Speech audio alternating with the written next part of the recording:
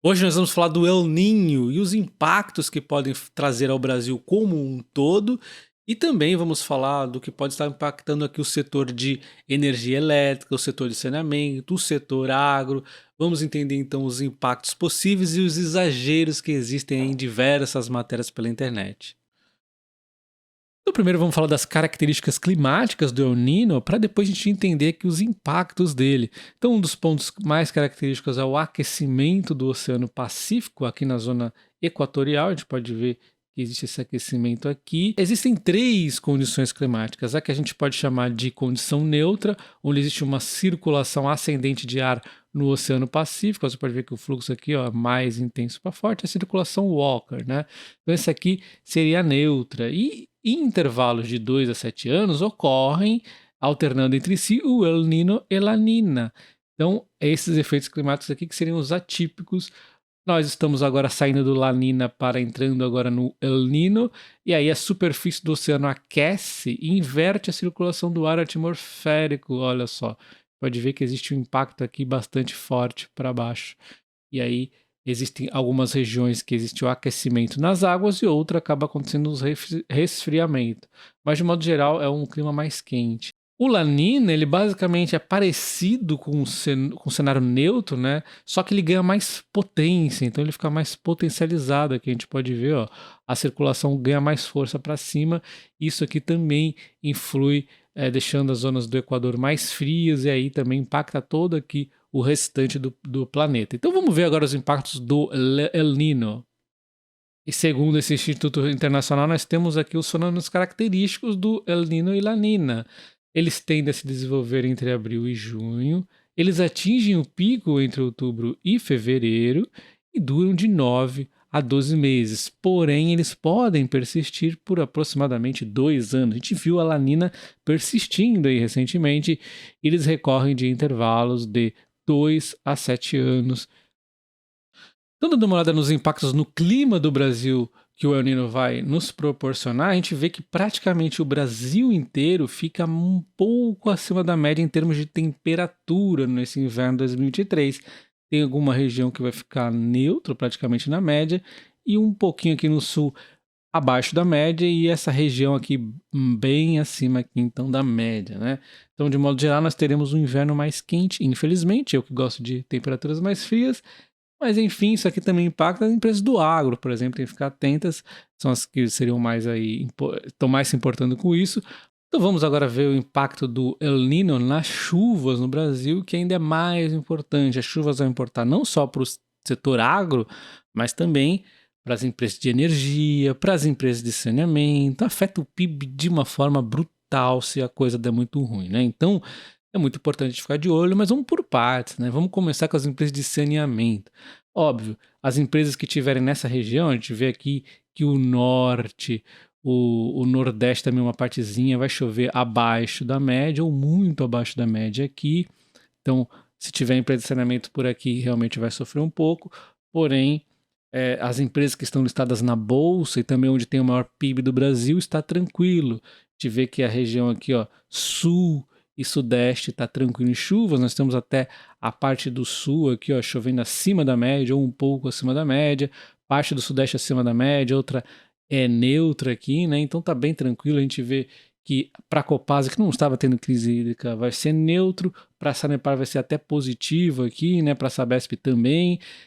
Então, assim, de modo geral, foi positivo a questão para o setor de saneamento aqui, pelo menos nas empresas que estão na bolsa, vai ser positivo. A Nina foi mais cruel em alguns momentos. Então, um alívio aí para a gente, né? E também para o PIB, porque a maior parte do Brasil está aqui com mais chuva, né? Ou neutro. Então, agora vamos pensar nas empresas de energia elétrica. Então, existe aqui o medo de que realmente vá ter outra crise elétrica, já que o norte e parte do nordeste vai ter chuvas um pouco abaixo da média ou muito abaixo da média.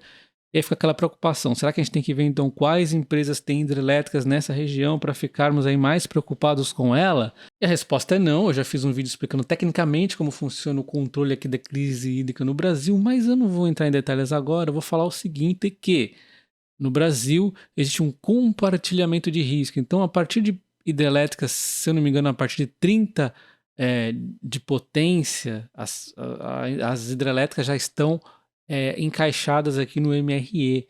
E aí todas elas compartilham então com o mesmo risco. Se tem crise hídrica aqui e tivesse muitas hidrelétricas aqui, estaria ferrado o Brasil inteiro, inclusive as empresas aqui em São Paulo, mesmo que a situação esteja positiva aqui, elas dividem o risco, é todo mundo junto na questão aqui das hidrelétricas. Então o que a gente tem que ver não é individualmente as empresas, e sim onde o Brasil tem mais hidrelétricas. Aí sim faz sentido a gente ter uma noção melhor, né? Eu já antecipo que a maioria das hidrelétricas estão aqui no sul-sudeste do Brasil, né? Então, realmente não teremos tanto impacto. Mesmo assim, é bom a gente dar uma olhada, né? Vamos ver se tem muitas aqui nessas regiões de perigo.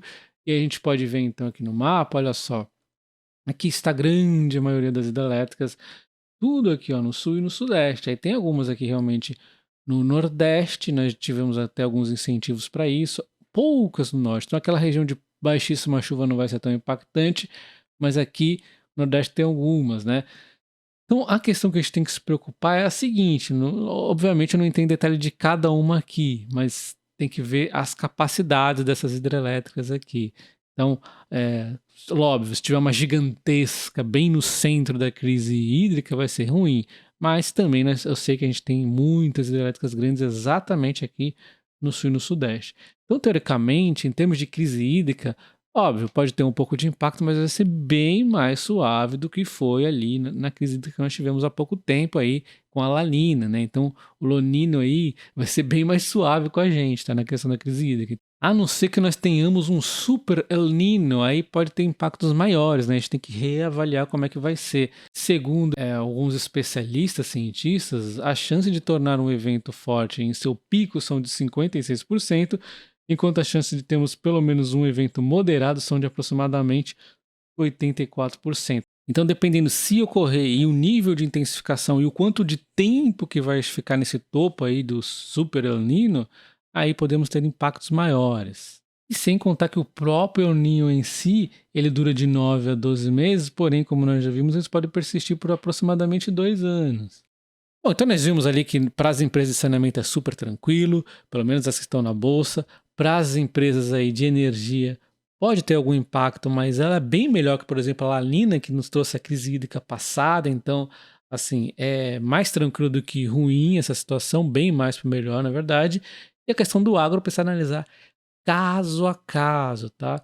Nós temos aqui alguns produtos principais no Brasil, como milho, soja, a cana, né? Inclusive muito presente aqui nas empresas que a gente investe na bolsa, como a Raízen, barra Cosan, né? Então, puxa, muito importante para a gente o açúcar, o etanol. E aí, então a gente tem que ficar de olho como cada safra, cada produto aqui vai se comportar, e de modo geral isso pode impactar muito o PIB do Brasil também. A gente viu que o agro levou o Brasil nas costas no trimestre anterior, né? Enfim, o El Niño ele pode trazer safra cheia de soja, mas é preciso coar o milho até janeiro. Então ele, por um lado aqui ele está melhorando a safra de agora, mas está precisando fazer uma antecipação. Tem que muda aqui a sazonalidade de plantio, aí já é uma coisa mais complexa, não vem muito ao caso. A gente tem que depois tentar fazer um vídeo específico para ver realmente os impactos. Até o momento, o pessoal está planejando como é que eles vão antecipar a safra e se programar melhor aqui. Tá, o El Niño pode mudar as projeções da safra 23, 24 também da cana. Nós vimos as três principais coisas aqui, três das principais que nós temos no Brasil. Então aqui, sobre questão de, puxa, como é que vamos deixar aqui a safra para cá, puxa, antecipa, é uma coisa de louco aí, né? Então, a gente viu que a cana deu até uma melhorada em relação ao ano anterior, e agora tem esse novo desafio aí do El Niño, né? E os especialistas, olha só, os especialistas, eles estão discordando sobre os efeitos do El Niño para a safra da cana 23, 24. Não é fácil, é uma coisa bastante complexa. E vale destacar, né, que a cana ela é uma cultura que precisa de chuva, sol e umidade no solo para se desenvolver plenamente. Então, quando começa a ter ruído, ou seja, La Niña e El Niño, dá uma atrapalhadinha aí na cana. Olha só como o setor agro é complexo, né? A gente vê a La Niña, olha o que ela fez com a cana. Ela teve aqui primeiro uma safra recorde, depois teve na seguinte uma quebra, e depois uma modesta recuperação. A gente estava vendo aí, né, como é que foi a última safra. Então, É complicado, né? Tem que ficar atento aqui. É difícil a gente fazer uma previsão geral, mas é bom ficar de olho. Isso tem muito impacto no PIB do Brasil. E aí, os analistas estão falando o seguinte: estamos vendo um começo de safra excelente, com usinas produzindo o máximo de açúcar que podem, porque é o mercado que está pagando melhor. Mas o setor está preocupado. Se o El Niño vier muito forte, as probabilidades disso vêm aumentando, inclusive, né, como nós vimos, o impacto seria ainda maior, né? Então fica um pouco em aberto aqui essa questão. E aí a gente vem no detalhe da matéria, eles falam impactos esperados para o clima global. Eu não diria exatamente esperados, né? Exatamente o que eles estão prevendo aqui, o cenário talvez piorzinho. Os Estados Unidos voltarão a tempestades de invernos mortais, embora haja uma queda no número de furacões. Parte do oeste e sul da África poderão ser atingidas pela seca, afetando a produção do cacau e do milho. A Austrália pode sofrer com a seca, severas e incêndios florestais prejudicariam o trigo e outras culturas. No Brasil e Colômbia, vilã seria a seca, que pode afetar a produção do café, mas, ao contrário, acontece no Peru, enchentes generalizadas reduzirão as pescas de anchovas. No Chile, o El Niño provocará fortes chuvas, uma vez que pode restringir o acesso a minas que fornecem quase 30% do cobre do mundo. Realmente tem bastante cobre ali. A redução da produção e atraso nas remessas afetarão o preço do metal usado em produtos como chips de computador, carros e eletrodomésticos. Então, olha só o quanto de impacto tem. Inclusive, aí quem tem empresas de mineração de cobre tende a ganhar com isso, porque se tem menor produção lá no Chile, não tem nada a ver com as empresas que produzem em outras regiões. Então é bom a gente ficar atento aí. Vou citar duas empresas que têm cobre aqui no Brasil, Vale e Aura Minerals, tá? E quando a gente olha a China, muito importante para o Brasil também, as temperaturas já estão matando gado e sobrecarregando as redes de energia. Por eles fazem uma comparação aqui que é meio incorreta. Eles falam que a seca de 2022 levou as autoridades do Partido Comunista a desligar a energia de muitas fábricas por quase 2 semanas, interrompendo o fornecimento para as empresas como a Apple e a Tesla. Mas aí 2022 é outra história, né? Não é El Niño lá. Tem que ver como é que vai ser aqui, agora com El Niño. Enfim, as autoridades preveem mais falta de energia esse ano. Então, realmente, falta de energia na China pode ser um problema aí, um pouco mais sério, se realmente acontecer, né? Eu espero que esse vídeo tenha valido sua inscrição no canal ativando o sino e considere também se tornar membro do canal. Por R$ 7,99 você tem acesso a planilhas, preço teto, vídeos exclusivos. É barato, vale a pena e você apoia bastante o canal, tá? Ontem eu fiz aqui o vídeo sobre o risco aqui da questão da renovação das elétricas das distribuidoras de energia. Acho que vale a pena você também dar uma olhada depois, caso não tenha visto. Vou deixar o card aqui em cima. Um abraço e até o próximo. Valeu!